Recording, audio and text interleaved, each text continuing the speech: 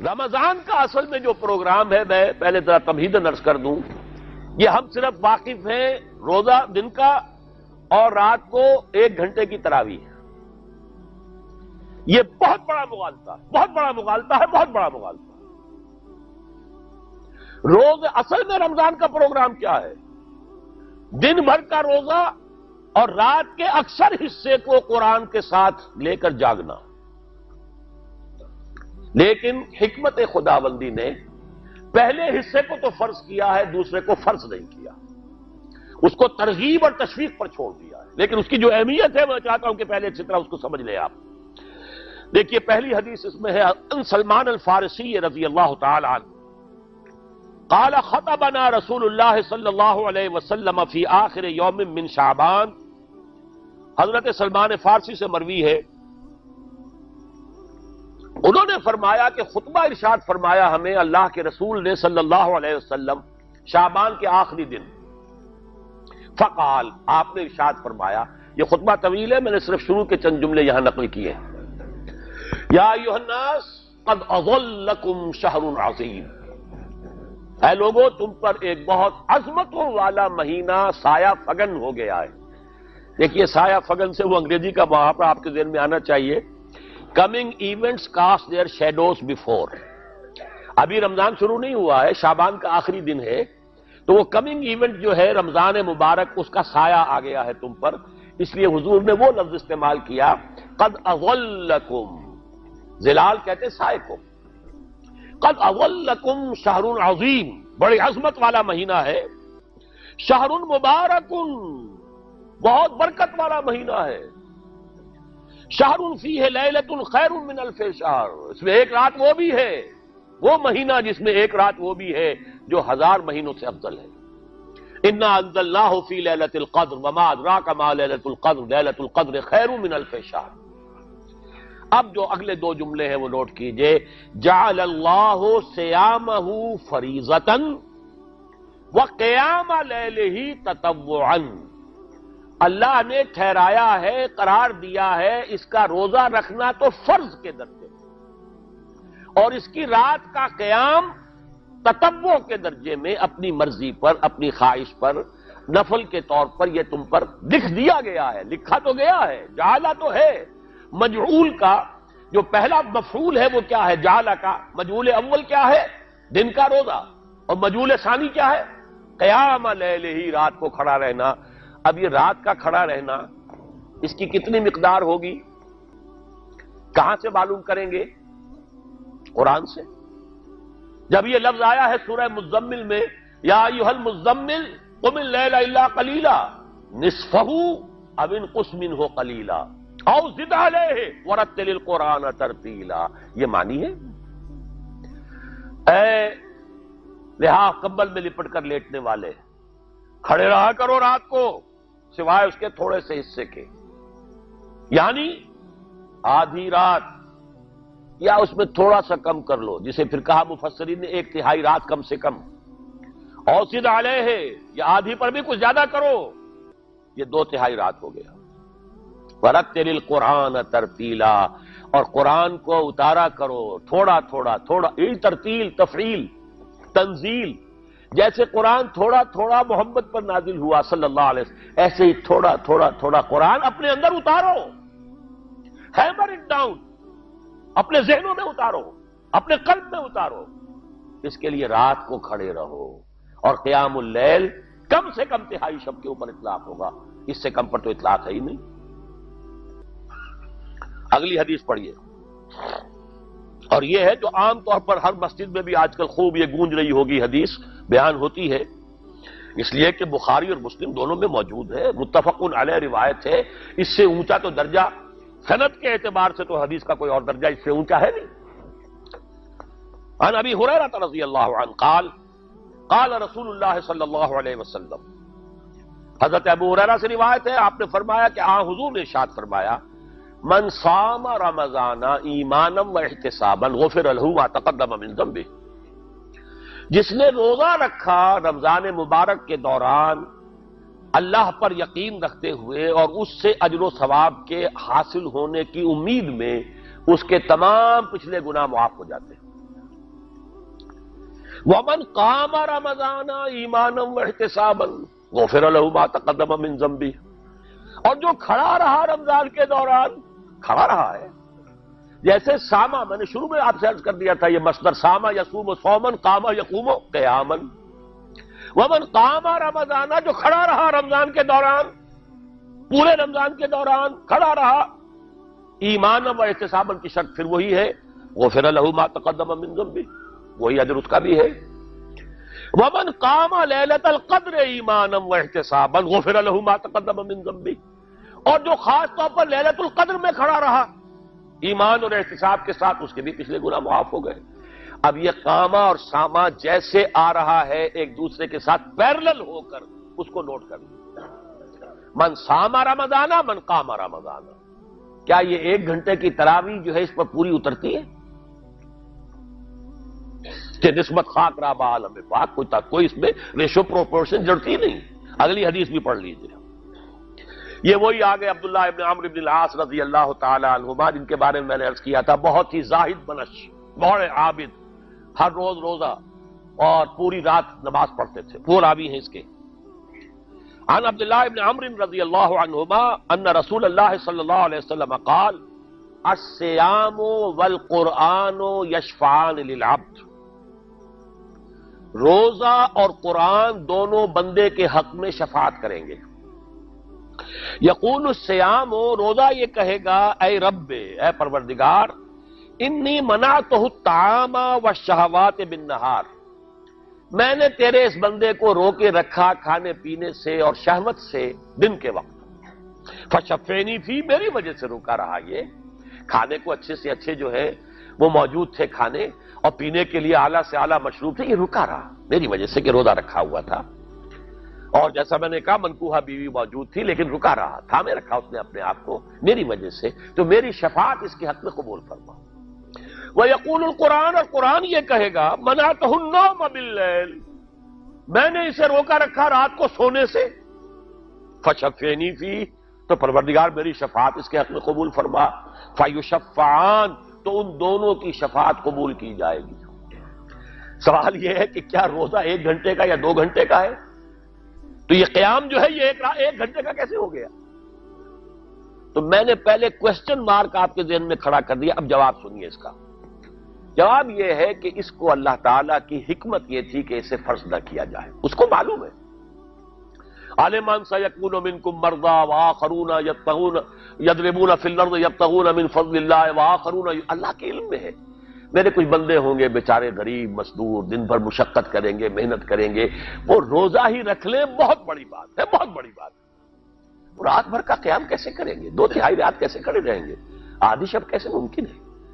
لہذا فرض نہیں کیا، حضور نے بھی فرض نہیں کیا، نہ اس کو آپ نے لازم کیا، نہ اس کے لیے وہ زوردار جو لوگوں سے کہا کہ ضرور پڑھو، چھوڑ دیا پڑھو، اور سب لوگ پڑھتے تھے اپنے طور پر۔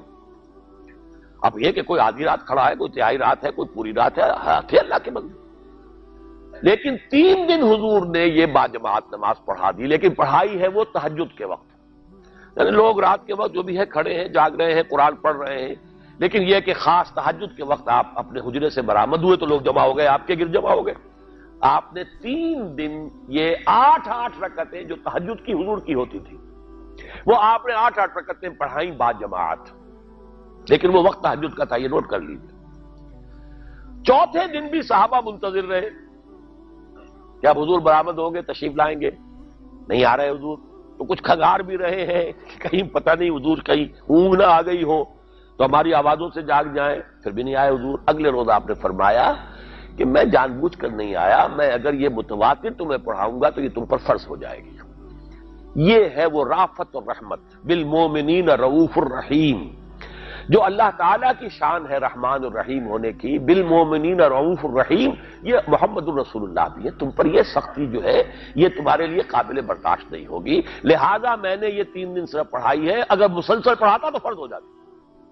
یہاں تک تو ہے حکمت نبوی کا معاملہ، اب آیا حکمت صحابی یا حکمت خلیفہ راشد۔ یہی معاملہ رہا حضور کی حیات طیبہ کے دوران، یہی حضرت ابوبکر رضی اللہ تعالیٰ عنہ کی خلافت کے دوران، یہی حضرت عمر کا بھی ابتدائی دور۔ لیکن دور خلافت عمر فاروق کے دوران یہ واقعہ آیا کہ حضرت عمر داخل ہوئے مسجد میں دیکھا رات کے وقت، ابھی کوئی باجماعت تراویح کا کوئی انتظام نہیں تھا، آپ نے دیکھا کچھ لوگ مسجد کے اس کونے میں کھڑے ہیں، ایک حافظ ہے، ساتھ تو حافظ نہیں ہوتے تھے نا، تو کوئی حافظ ادھر، انہوں نے 5 6 7 8 آدمیوں نے کسی حافظ سے گزارش کی، وہ انہیں قرآن سنا رہا ہے، وہ کھڑے سن رہے ہیں، کوئی دوسرے کونے میں ایک جم گھٹا ہے کہ اس پہ تیسری طرف ہے، کہیں ہے، ٹولیوں کے اندر لوگ جو ہے وہ قیام اللیل کا حق ادا کر رہے ہیں۔ آپ نے فرمایا کیا ہی بہتر ہو کہ یہ سب جمع ہو جائیں کہ امام کے پیچھے، اور پھر یہ کہ اسے عشاء کے ساتھ متصل رکھ دے، تاکہ جس کو کہتے ہیں عربی میں ما لا یترک کلہ لا یترک کلہ، اگر کوئی شے کل کی کل حاصل نہیں ہو سکتی تو کوئی شخص بھی مسلمان بالکل محروم نہ رہ جائے، کم سے کم یہ 20 رکعت تراویح تو پڑھے اور قرآن سن لے، تاکہ کسی نہ کسی درجے میں تو اس کا بھی حصہ ہو جائے اس کی برکات میں سے۔ یہ ہے حکمت حضرت عمر فاروق کے فیصلے کی۔ اور چونکہ حضور نے فرمایا علیکم بسنتی و سنت الخلفاء الراشدین المہدیین، تم پر لازم ہے کہ میری سنت کو اور میرے خلفاء راشدین کی سنت کو مضبوطی سے پکڑو، یہ وجہ ہے کہ فقہاء اربعہ جو ہیں ہمارے، وہ سب کے سب اس کو واجب کے درجے میں رکھتے ہیں، اس لیے کہ یہ فیصلہ حضرت عمر کا ہے، عمر خلیفہ راشد ہیں رضی اللہ تعالی عنہ، لہذا یہ نظام بن گیا تراویح کا۔ اب میں اس کی نفی نہیں کر رہا، لیکن جو شخص سمجھتا ہے کہ اس سے اصل حکمت اور غرض و غایت پوری ہو گئی، وہ مغالطے میں مبتلا ہے۔ یہ تو علی الاقل کم سے کم اس درجے میں کہ ہر مسلمان کم سے کم اس درجے تک تو جو ہے وہ کچھ نہ کچھ حظ حاصل کر ہی لے، اور وہ اس سے محروم نہ ہو بالکل ہی۔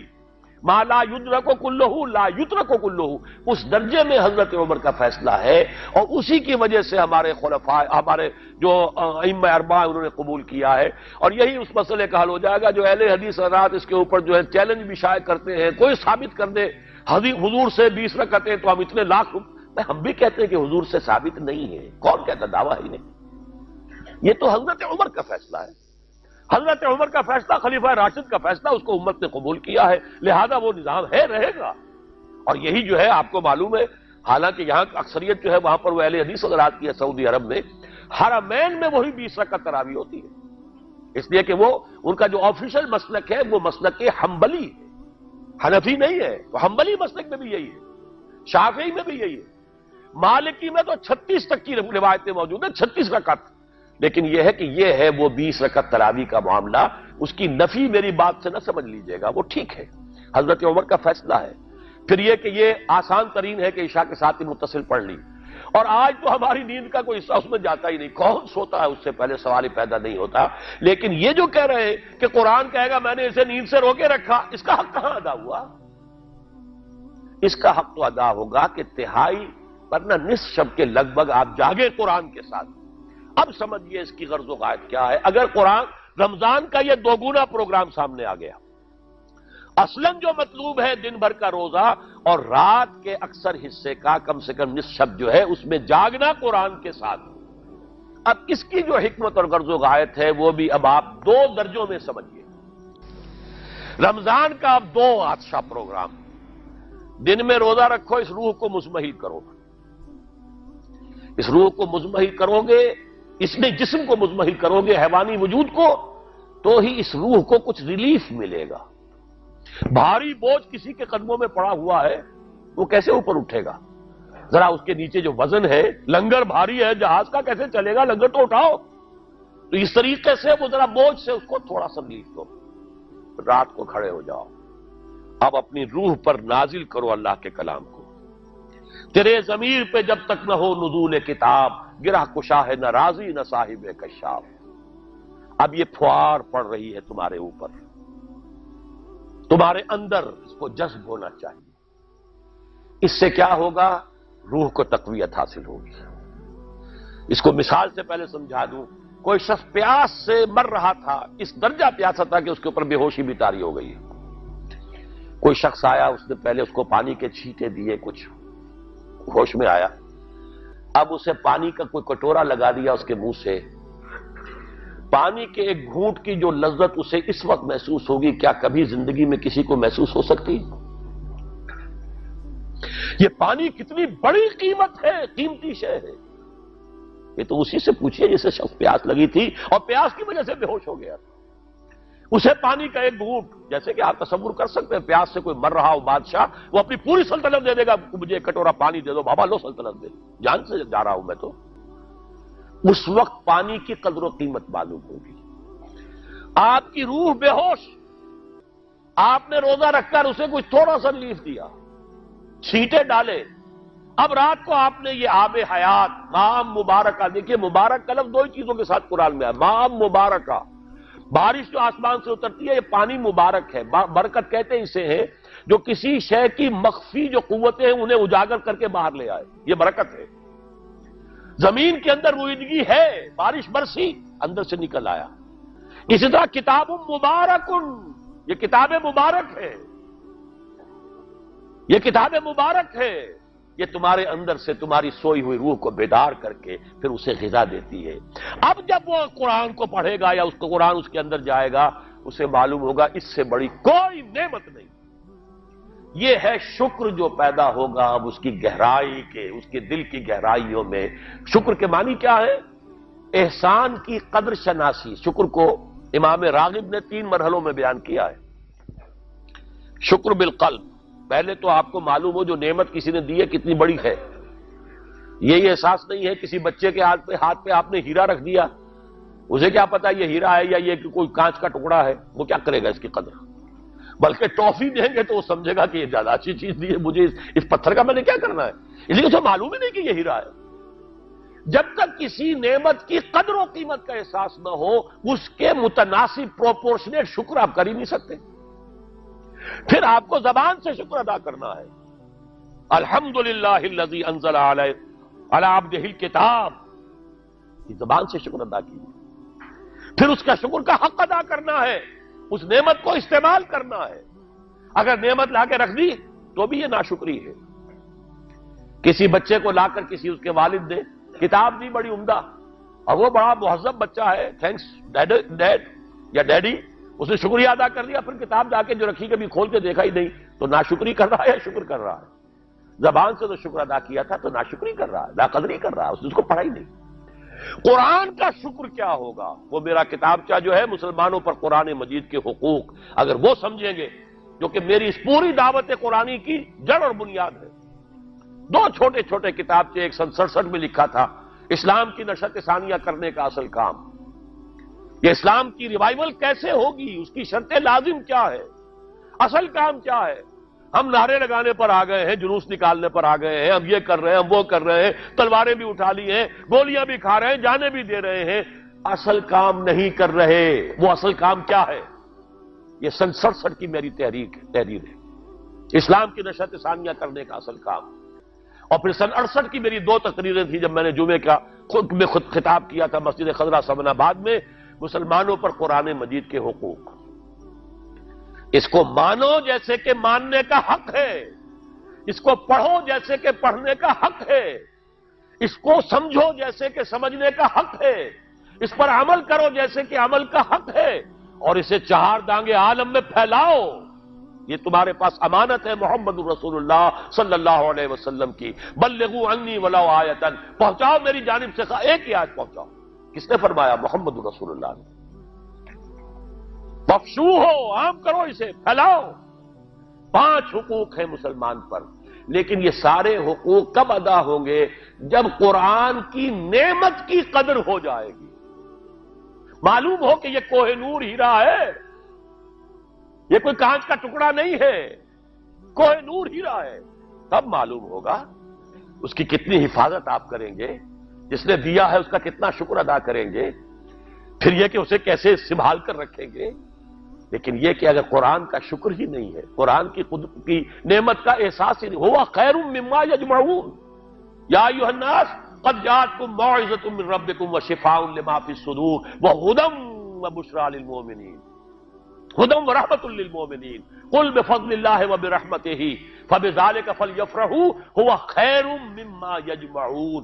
دنیا میں انسان جو کچھ جمع کرتا ہے، جائیداد، مال، دولت، ہیرے جواہرات، زیورات، اور کوئی اینٹیکس، کوئی جو ہے وہ ڈیکوریشن پیسز، جو کچھ، ان سب سے زیادہ قیمتی شے یہ قرآن ہے۔ لیکن اس کا احساس کب ہوگا؟ جب روح بیدار ہو جائے گی، جب وہ چکھے گی قرآن کو، جس کو میں کہا کرتا ہوں کہ ایمان حقیقی کیسے حاصل ہوتا ہے قرآن سے؟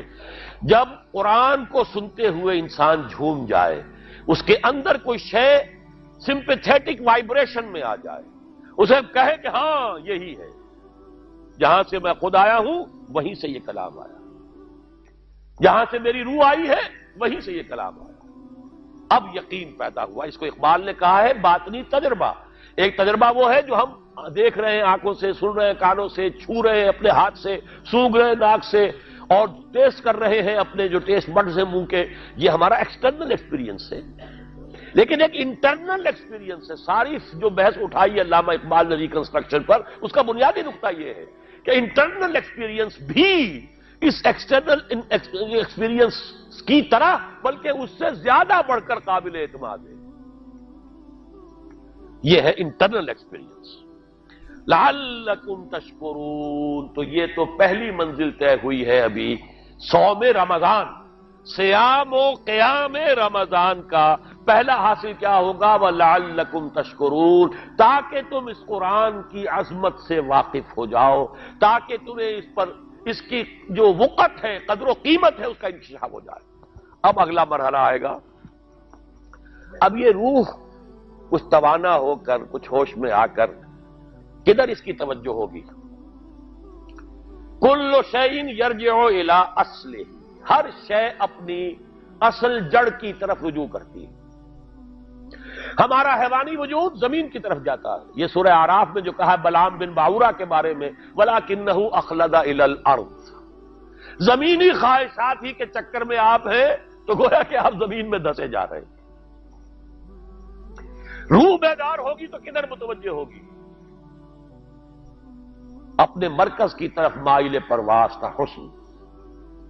بڑا پیارا مصرع ہے، اگلا مصرع میں نہیں پڑھتا، لیکن یہ کہ یہ اپنے مرکز کی طرف، اپنے منبع اور سرچشمے کی طرف، کہاں سے آئی یہ روح؟ امر ربی، یہ ادھر متوجہ ہو۔ ہم پڑھا کرتے تھے اپنے ہائی اسکول کے زمانے میں، تو جو صبح پریئرز ہوتی تھی اس میں خاص نظم تھی، مجھے یہ معلوم نہیں شاعر کون ہے، مجھ کو ہے تیری جستجو، مجھ کو تیری تلاش ہے، خالق میرے کہاں ہے تو، مجھ کو تیری تلاش ہے۔ اب آپ دیکھیے پورے مذاہب کی تاریخ میں انسان کہاں کہاں گیا ہے خدا کو ڈھونڈنے کے لیے۔ کوئی برف پوش چوٹیوں کے اوپر جو ہے تپسیا میں لگا ہوا ہے، کیوں؟ رب کا قرب حاصل کرنے کے لیے نا، پرماتما سے لو لگانے کے لیے۔ کوئی غاروں میں ہے تپسیا اور ریاضتیں کر رہا ہے، کوئی صحراؤں میں گیا ہے، گوتم بدھ کہاں کہاں گیا ہے، کہاں کہاں گیا ہے، کچھ آپ کو اندازہ ہی نہیں۔ انسان اس کے اندر کوئی شے ہے جو کسی کو تلاش کر رہی ہے۔ میرے اندر ہی وہ شے بھی ہے جو مجھ سے کہتی ہے کہ کچھ کھانا ڈالو اس منہ کے اندر، اس پیٹ میں ڈالو، ہے وہ بھی میرے اندر شے۔ ان لنفسک علیک حقا، یقیناً تمہارے نفس کا بھی تم پر حق ہے۔ میرے اندر ہی کوئی شے ہے جو کچھ اور شے چاہتی ہے، کسی اور چیز کی متلاشی ہے، وہ کسی اور شے کے عشق میں ہے۔ یہ دوسری بات ہے، اسے ہم نے سلا رکھا ہے لوریاں دے دے کے، تھپک تھپک کر۔ ہم تو اپنے جسم کی طرف متوجہ ہیں، لہذا ہمیں وہ پیاس محسوس ہی نہیں ہوتی کہ یہ بھی واقعی میرے اندر کوئی پیاس ہے۔ روح بیدار ہوگی تو وہ پیاس جو اس کے اندر اب پیدا ہوئی ہے وہ کدھر متوجہ ہوگی؟ اپنے پروردگار کی طرف۔ یہ ربط ہے اگلی آیت کا، آپ پڑھیے، وَإِذَا سَأَلَكَ عِبَادِي عَنِّي فَإِنِّي قَرِيبٌ۔ جب یہ روح بیدار ہو کر اپنے مرکز کی طرف متوجہ ہوگی، اپنے منبع اور سرچشمے کی طرف متوجہ ہوگی، اپنے مبدا کی طرف متوجہ ہوگی، تو اے میرے نبی صلی اللہ علیہ وسلم، جب میرے بندے آپ سے میرے بارے میں پوچھیں، فَإِنِّي قریب، انہیں بتا دیجئے میں قریب ہی ہوں، کہیں دور نہیں۔ اس کی رگے جاں سے بھی زیادہ قریب ہے۔ ہم قریب ہیں، جب چاہو ہمیں پکارو، جب چاہو دعا کرو، جب چاہو باریابی حاضر کر لو۔ ہم تو مائل میں کرم ہیں، کوئی سائل ہی نہیں۔ ہم تو ہر روز رات کے آخری گھڑیوں میں سمائے دنیا تک نزول فرماتے ہیں، اور ہماری طرف سے پکارنے والا پکارتا ہے، حل من مستغفر فاغفر لہ، ہے کوئی استغفار کرنے والا کہ میں اسے بخش دوں؟ ہے کوئی مانگنے والا، حل من سائل فاعطیہ، ہے کوئی مانگنے والا جسے میں دوں؟ تم سوئے ہوتے ہو، ہم تو غافل نہیں، تم غافل ہو۔ متوجہ تو ہو، آؤ تو صحیح ہماری طرف۔ حدیث قدسی میں آیا ہے میرا بندہ میری طرف چل کر آتا ہے، میں دوڑ کر آتا ہوں۔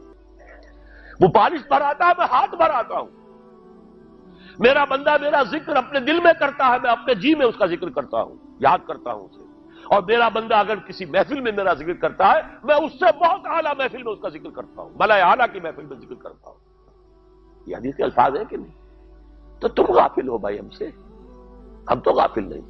اغیب و وذو اللطائف لا یغیب وارجو ہو رجال لا یخیب، میں غائب ہو جاتا ہوں، وہ تو غائب ہونے والی ہستی نہیں ہے، ہر آن موجود، ہوا معکم اینما کنتم وَإِذَا سَأَلَكَ عِبَادِي عَنِّي فَإِنِّي قَرِيبٌ أُجِيبُ دَعْوَةَ الدَّاعِ إِذَا دَعَانِ فَلْيَسْتَجِيبُوا لِي۔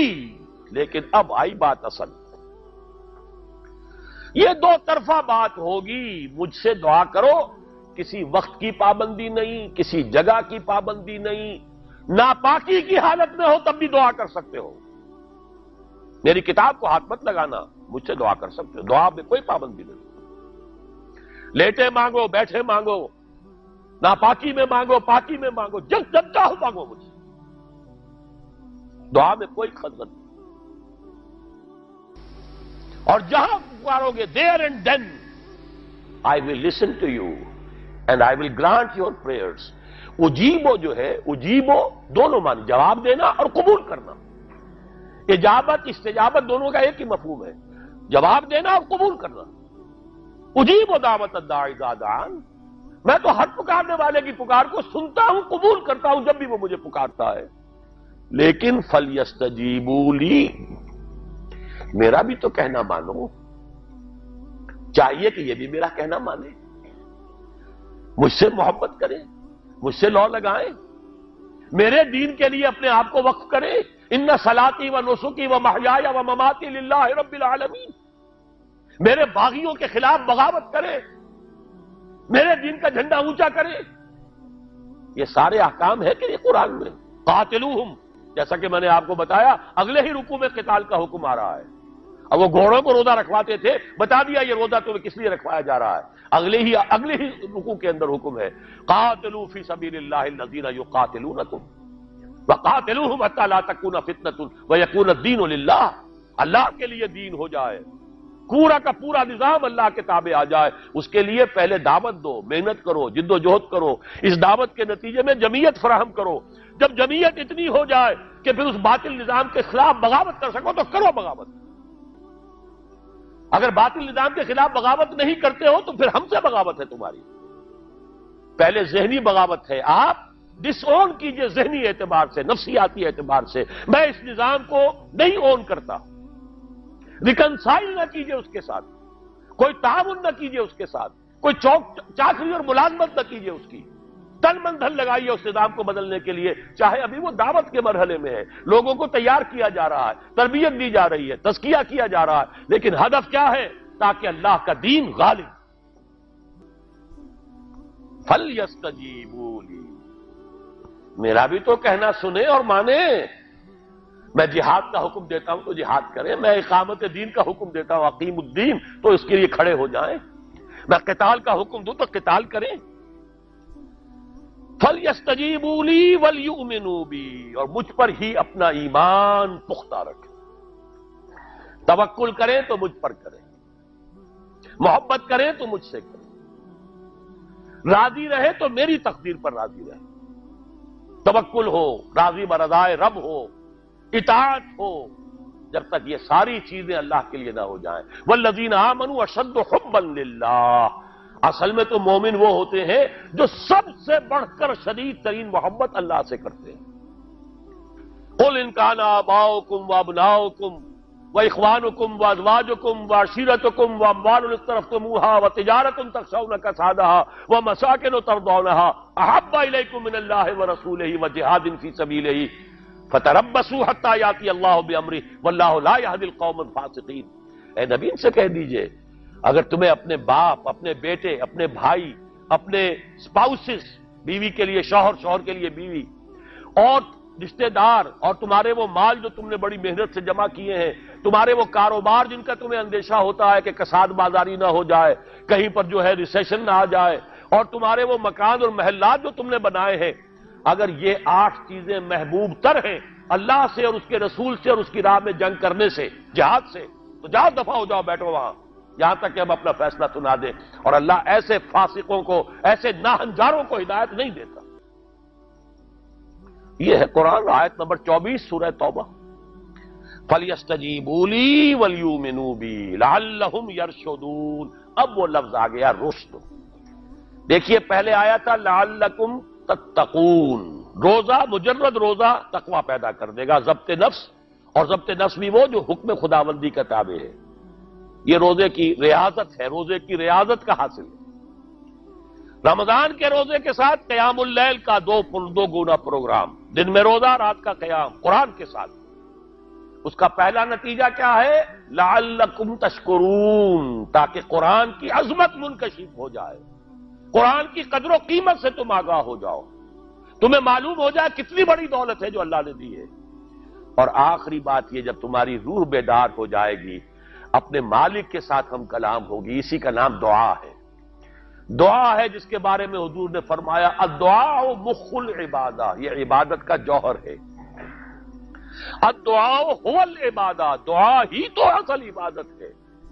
یہ دعا ہی تو ہمیں میسر نہیں ہے۔ 17 رکعتیں پڑھنی ہیں ہم نے عشاء کی، لیکن اللہ کے ساتھ کوئی لوگ نہیں لگی، ادھر کی ادھر کی سوچیں آ رہی ہیں۔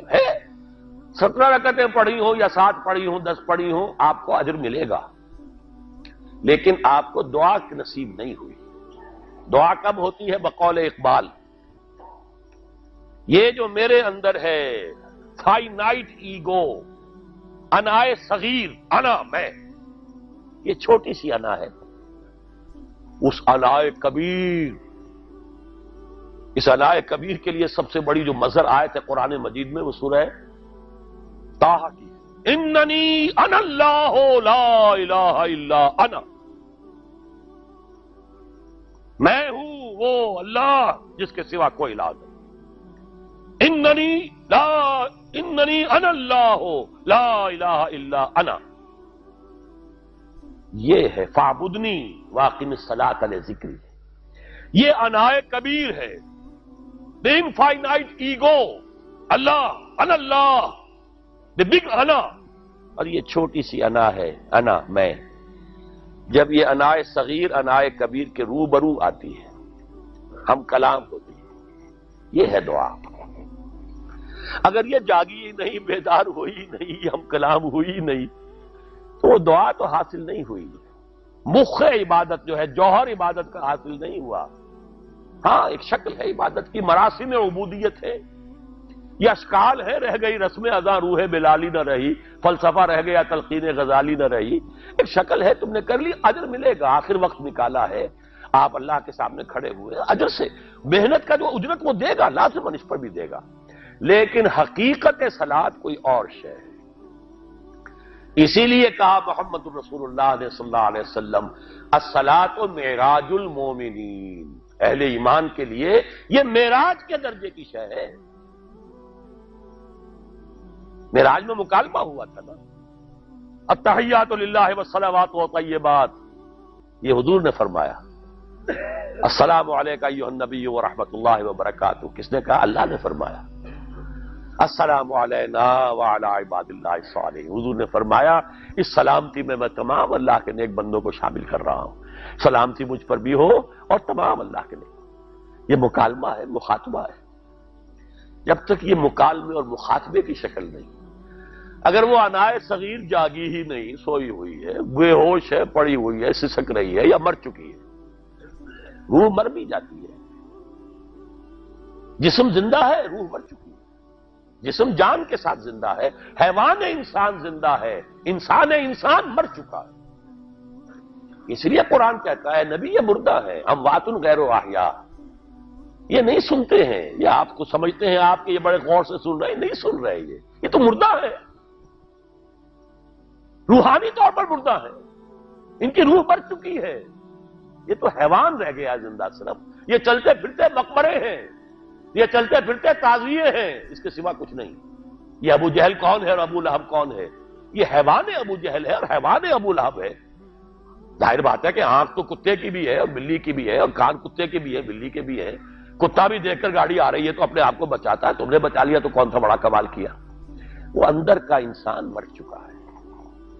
یہ انسان اندر کا روحانی وجود یا مر چکا یا سسک رہا ہے یا دبا ہوا ہے, بے ہوش ہے. یہ بیدار ہو اور ہم کلام ہو.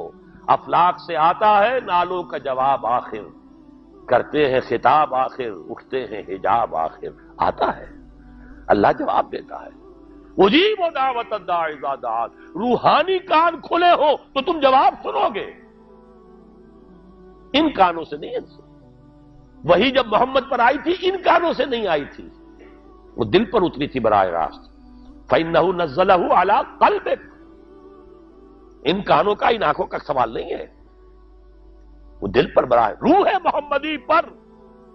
یہ روح, اسی لیے وہی کو بھی روح کہا گیا ہے. لانے والا بھی روح, اور روح الامین جس پر لایا گیا وہ بھی روح, روح محمدی جس کا مسکن ہے قلب محمدی, اور جو لائی گئی وہ بھی روح ہے. وَكَذَلِكَ أَوْحَيْنَا إِلَيْكَ رُوحًا مِّنْ أَمْرِنَا. یہ قرآن ہم نے نازل کیا, ایک روح ہے اے محمد جو آپ پر نازل کیا. مَا كُنْتَ تَدْرِي مَا الْكِتَابُ وَلَا الْإِيمَانُ. اس سے پہلے تو آپ کو کچھ پتہ نہیں تھا, کتاب کیا, شریعت کیا, ایمان کیا. وَلَٰكِنْ جَعَلْنَاهُ نُورًا. ہم نے اس قرآن کو نور بنا کر آپ پر اتارا ہے. یہ ہے, اس کے لیے ہے اصل رشد. اب آخری لفظ آیا رشد. یہ گویا کہ جو مختلف الفاظ ہیں قرآن میں, کامیاب, فائزون, اولئک هم الفائزون, ٹھیک ہے, فوز, کامیابی تک پہنچنے والا, اولئک هم المفلحون, یہ ایک اور لفظ ہے. لیکن راشدون یہ چوٹی کا لفظ ہے, اسی لیے صحابہ کے لیے آیا اولئک هم الراشدون سورہ الحجرات میں. اسی لیے انسانوں میں سے نبیوں کے بعد سب سے اونچے چوٹی کے انسان ابو بکر, عمر, عثمان, علی, ان کے لیے آیا خلفاء الراشدون. علیکم بسنتی وسنت الخلفاء الراشدین المہدیین. یہ رشد ہے. رشد تک پہنچنا ہے تو یہ کام ہے, اور یہ ہے اصل حاصل صیام و قیام رمضان کا. اولئک هم الراشدون. اللہم ربنا اجعلنا منہم, اللہم ربنا اجعلنا منہم, اللہم ربنا اجعلنا منہم.